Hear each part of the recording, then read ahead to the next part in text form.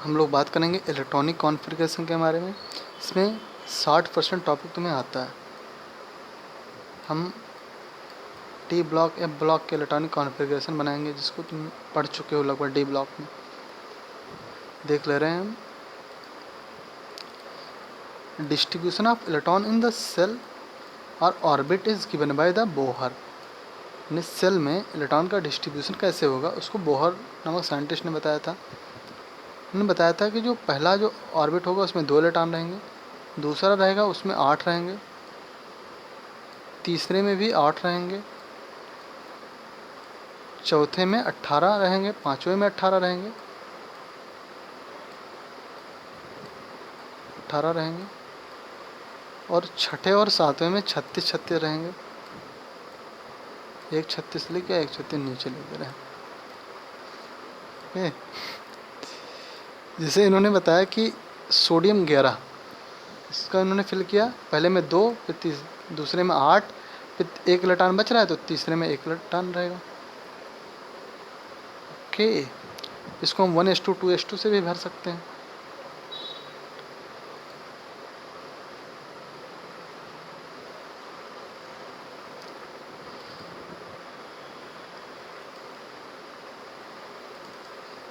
Distribution of electron in sub cell, इन्होंने Bohr ने किस में भर के बताया था, सेल में बताया था। अब हम सब सेल में कैसे भरेंगे इलेक्ट्रॉन को। सेल के अंदर क्या पाए जाते हैं, सब सेल। सब सेल के अंदर क्या पाए जाते हैं, ऑर्बिटल, जिसमें इलेक्ट्रॉन होते हैं।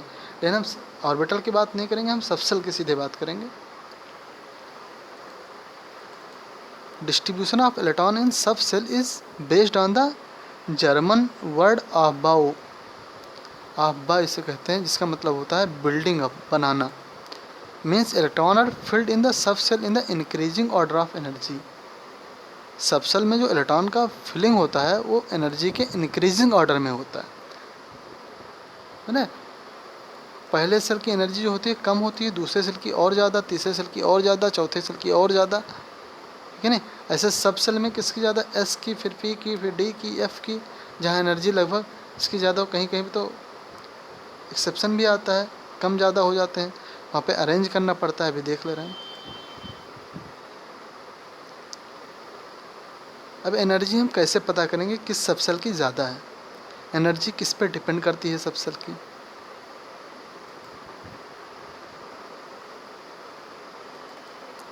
Energy of sub cell is depend upon the n+L value. इस पर डिपेंड करती है, n+L वैल्यू पर डिपेंड करती है। And if n+L value is same, अगर कहीं n+L वैल्यू सेम आ जाए, then depend upon the only n value. तो किस पे डिपेंड करेगी, n वैल्यू पे डिपेंड करेगी।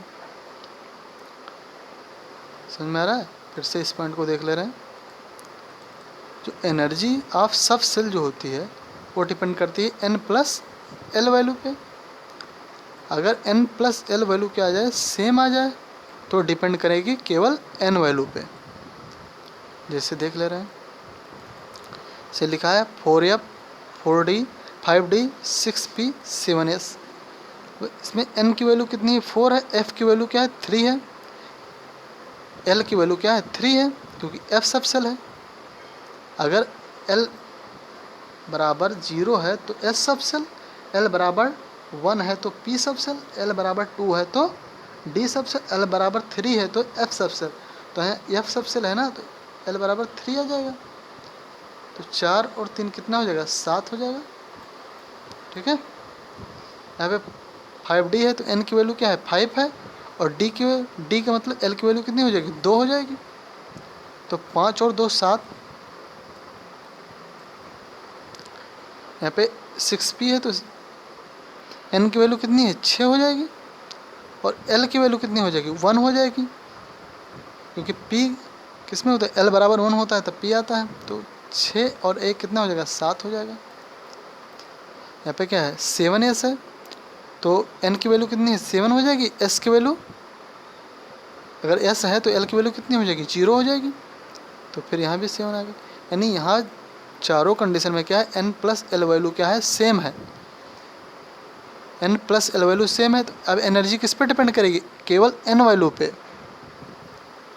इस पे केवल n वैल्यू पे तो 7s है, n बराबर 7 है, इसमें n बराबर 6 है, इसमें n बराबर 5 है, इनमें n बराबर 4 है। तो n बराबर 7 वाले की एनर्जी सबसे ज़्यादा हो जाएगी, इसलिए इसकी एनर्जी सबसे ज़्यादा, फिर 6 वाले की, फिर 5 वाले की, फिर 4f वाले की। जब सारी वैल्यू सेम आ जाए, n प्लस एल की वैल्यू सेम आ जाए, तब ऐसा कंडीशन होगा। नहीं तो हम n प्लस एल वैल्यू को जोड़ के एनर्जी निकालते हैं। ये समझ में आया ना? ये डायरेक्ट पूछा गया था कि इसमें एनर्जी सबसे ज़्यादा किसकी होगी। तो हमें अगर पता है एनर्जी सबसेल की कैसे हम निकालते हैं, तो अभी हम कर पाएंगे सवाल को।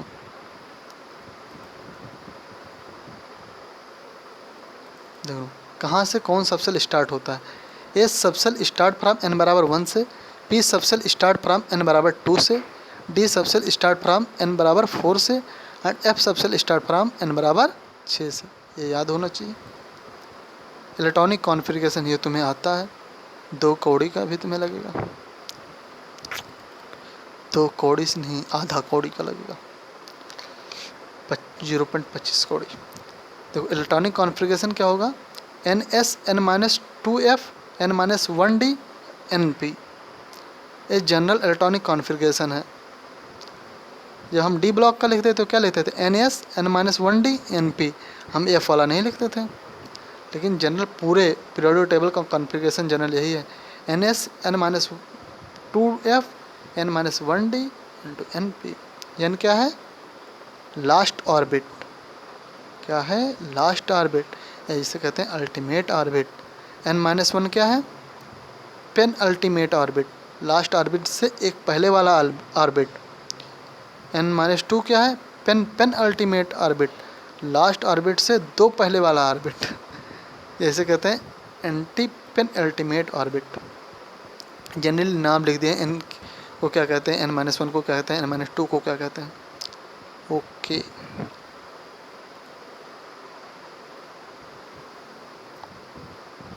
अगला पॉइंट हमारा है SSS पॉइंट है, SSS पॉइंट।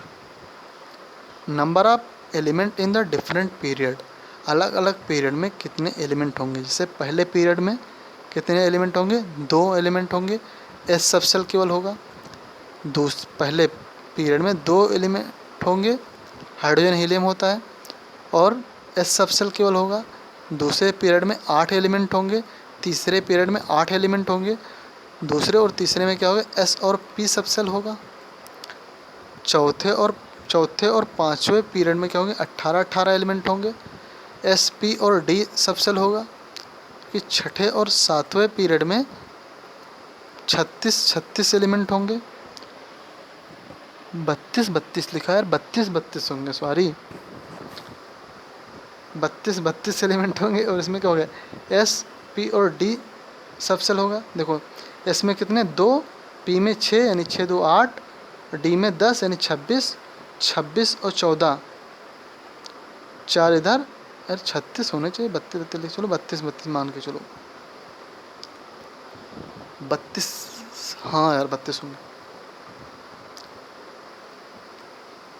अगला पॉइंट हम देख ले रहे हैं,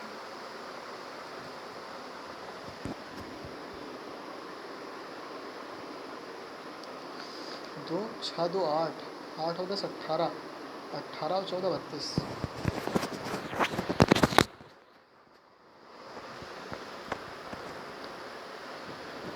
गलत जुड़ा गए थे। देखो इसमें 2 इलेक्ट्रॉन रहते हैं, पी में 6, तो 6 2 8, डी में 10, तो 8 और 10 18, एफ में 14, तो 18 और 14 32, सही है। छठे और सातवें में कितने होंगे एलिमेंट, 32 एलिमेंट होंगे। इलेक्ट्रॉन गिन के हमने बताया, यानी एक इलेक्ट्रॉन बढ़ेगा तो एक एलिमेंट बढ़ेंगे। जुगाड़। देखो increasing order of energy of subshell which depend upon n plus L value. n plus L value के अनुसार increasing order of energy of subshell. देखो सबसे पहले 1s, फिर 2s, फिर 2p, 3s, 3p, 4s, 3d, 4p, 5s, 4d, 5p, 6s, फिर 4F 5D 6P 7S, फिर 5F 6D 7P 8S। इसको जनरली जब हम इलेक्ट्रॉनिक कॉन्फ़िगरेशन करते हैं तो हमें जनरली याद ही होता है 1s2 2s2 2p6 3s2 3p6 4s2 3d10 फिर 3d10 4p6 5s2, लगभग हमें इतना तक याद रहता है आगे का, क्योंकि हमें इतना ही काम ही है और आगे का हमें काम ही नहीं है। आगे का जैसे होगा वैसे हम जनरल फार्मूले से बना लेंगे। जैसे डी ब्लॉक का हमें कॉन्फ़िगरेशन लिखना रहता है तो भी हम वैसे लिख लेते हैं, एफ ब्लॉक का रखना रहता है तो भी हम वैसे ही लिख लेते हैं। हमें इतना याद होना चाहिए जितना हमने घेरा किया। जनरली 5S याद हो या ना हो, लेकिन 4P तक याद ही होना चाहिए। 1s2 2s2 2p6 3s2 3p6 4s2 3d10 फिर 4p6।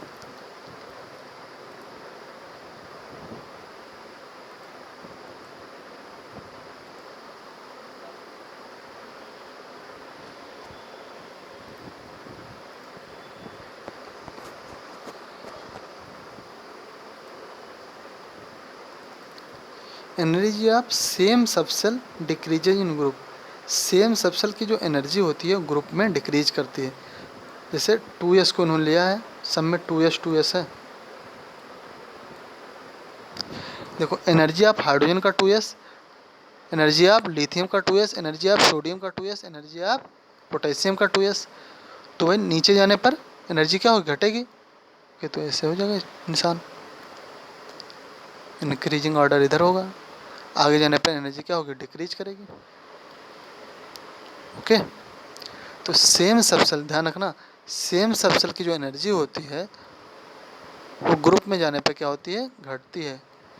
पूरी तरीके से कलर होगा। ओके, पॉइंट इंपॉर्टेंट है। अब आ गया हुंड रूल, हुंड का नियम। हुंड का नियम भी वैसे ही जनरली हुंड कहते हैं electron are filled in orbital of the same energy and same subcell to give the maximum number of the unpaired electron.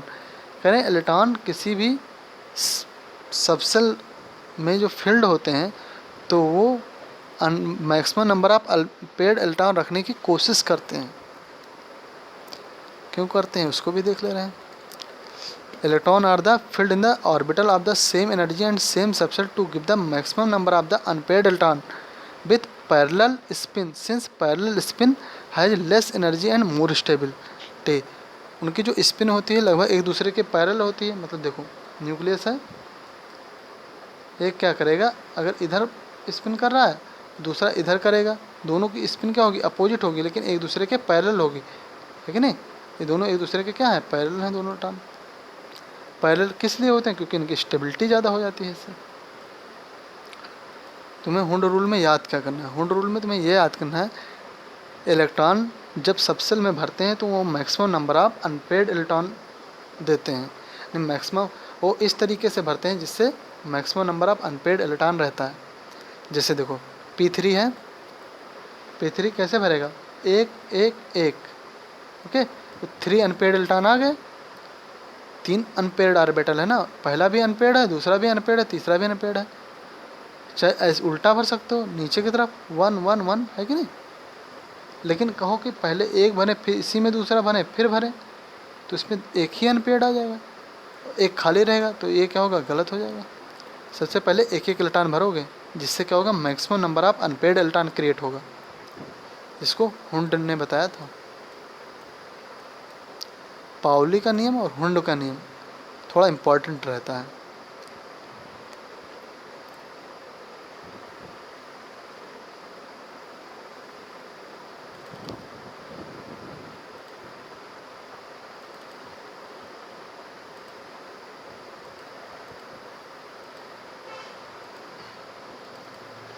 In electronic configuration after inert gas, करें जब हम इलेक्ट्रॉनिक कॉन्फ़िगरेशन करते हैं तो inert gas के बाद S subshell start हो जाता है and value of N of S subcell will be next to the number of the inert gas.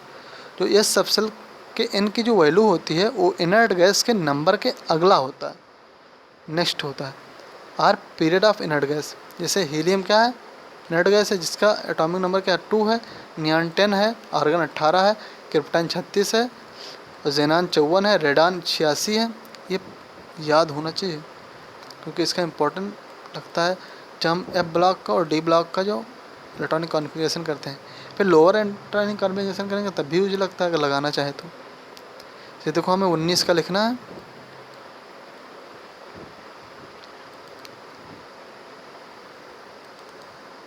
उन्नीस का हमें इलेक्ट्रॉनिक कॉन्फ़िगरेशन है, पहले ये देख लें।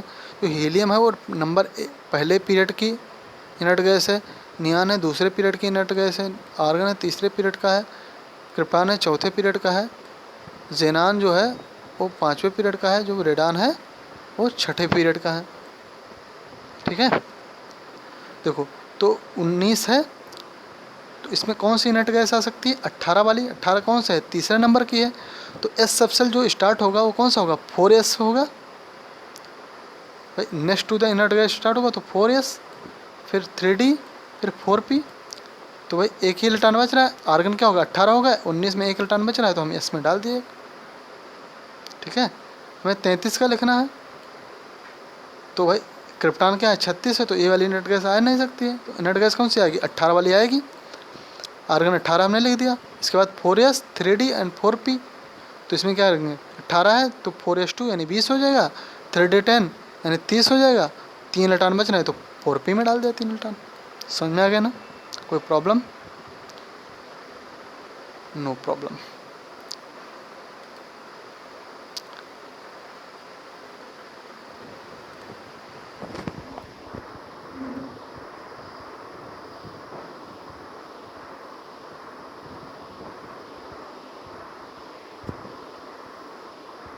पच्चीस मिनट चलाएगा।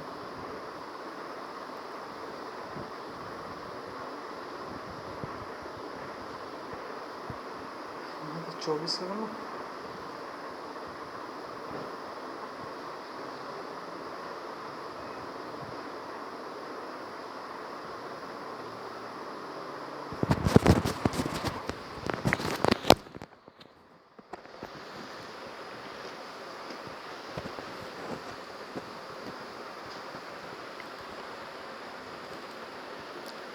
Certain D block element try to get half filled or full filled configuration which is the stable due to the symmetrical distribution of electron and the less interatomic repulsion। यानी कुछ जो एलिमेंट होते हैं वो half field और full field configuration प्राप्त करने की कोशिश करते हैं, क्योंकि हाफ फील्ड और फुल फील्ड जो कॉन्फ़िगरेशन होते हैं उनकी स्टेबिलिटी ज़्यादा होती है। जैसे D5 है, क्यों ज़्यादा होती है? क्योंकि इलेक्ट्रॉन का इसमें सिमेट्रिकल डिस्ट्रीब्यूशन हो जाता है। जब इलेक्ट्रॉन का सिमेट्रिकल डिस्ट्रीब्यूशन होता है तो इसमें इंटर एटॉमिक रिपल्सन कम होता है, यानी प्रत्येक एटम के बीच में रिपल्सन डिक्रीज कर जाता है। जब रिपल्सन डिक्रीज कर जाता है तो स्टेबिलिटी बढ़ जाती है। तो इलेक्ट्रॉन क्या करते हैं? हाफ फील्ड, कोई भी एटम होता है वो हाफ फील्ड और फुल फील्ड एटॉमिक कॉन्फ़िगरेशन प्राप्त करने की कोशिश करते हैं। अब किसकी स्टेबिलिटी ज़्यादा होती है? ऑर्डर हम देख ले रहे हैं। सबसे ज़्यादा स्टेबिलिटी होगी फुल फील्ड की, फिर उसके बाद होगी हाफ फील्ड की। सबसे ज़्यादा फुल फील्ड में P6 की स्टेबिलिटी सबसे ज़्यादा होती है, उसके बाद D10 की स्टेबिलिटी होती है, उसके बाद हाफ फील्ड में P3 की स्टेबिलिटी सबसे ज़्यादा होती है, फिर D5 की होती है। ये ऑर्डर याद रखना। ओके, कौन कौन से एलिमेंट है जो ट्राई करते हैं हाफ फील्ड और फुल फील्ड कॉन्फ़िगरेशन प्राप्त करने की? जैसे क्रोमियम 24 है, ये हाफ फील्ड संरचना प्राप्त करने की कोशिश करता है, जबकि कॉपर क्या है? 29 है, ये फुल फील्ड कॉन्फ़िगरेशन प्राप्त करने की कोशिश करता है। जैसे देखो जब क्रोमियम 24 है इसे लिखेंगे तो भाई तीसरे नंबर की इनर्ट गैस आएगी कौन सी? आर्गन 18। तो आर्गन 18 लिख दिया, बाकी बचा 6 इलेक्ट्रॉन, तो 4s2 3d4, 4s2 हमने डाल दिया, फिर 3d4 डाल दिया तो 26 हो गया। लेकिन यहाँ पे क्या है? D4 है, अगर एक इलेक्ट्रॉन इसमें मिल जाए तो क्या हो जाएगा? ये हाफ फील्ड हो जाएगा तो स्टेबिलिटी ज़्यादा हो जाएगी, D5 हो जाएगा। तो तुरंत S से एक इलेक्ट्रॉन यहाँ पे ट्रांसफ़र कर दिया जाता है। तो क्या होगा? आर्गन 18 4s1 3d5 हो जाता है, तो इसकी स्टेबिलिटी बढ़ जाती है। तो क्रोमियम ने क्या किया? हाफ फील्ड संरचना प्राप्त करने की कोशिश की, ट्राई किया। जैसे कॉपर क्या है? 29 है, तो जो क्रिप्टॉन होती है 36 होती है, यानी वो आ नहीं पाएगी, तो आर्गन 18 ही लिया जाएगा। तो आर्गन 18 हो गया, 4s2 यानी 20 हो गया, 3D9 यानी 29 हो गया। भाई ये क्या है, 3D9 है, अगर 1 इलेक्ट्रॉन इसे मिल जाए तो ये क्या होगा, फुलफिल कॉन्फ़िगरेशन हो जाएगा, तो इसकी स्टेबिलिटी बढ़ जाएगी। तो S से 1 इलेक्ट्रॉन यहाँ पे ट्रांसफ़र कर दिया जाता है। जैसे 1 इलेक्ट्रॉन ट्रांसफ़र किया तो 4s1 3D10 हो जाएगा, तो क्या हो जाएगा, आर्गन 18 4s1 3D10, तो इसकी स्टेबिलिटी बढ़ जाएगी।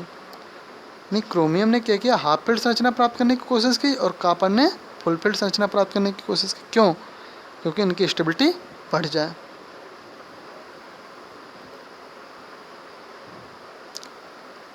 अब हमें पॉइंट पढ़ना है लेंथेनाइड और एक्टिनाइड का। इसमें थोड़ा थोड़ा एक्सेप्शन होता है जिससे तुम जानते हो, इसको हम अगले वीडियो में बात करते हैं। कोशिश करेंगे अगले वीडियो में चैप्टर भी फिनिश हो जाए।